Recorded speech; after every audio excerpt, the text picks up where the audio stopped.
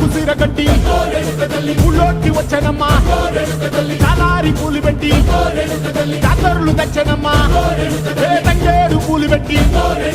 కంకాణ దూకేనమ్మా ముక్కు ముక్కెర పెట్టి ముల్లోకాల నెలనమ్మా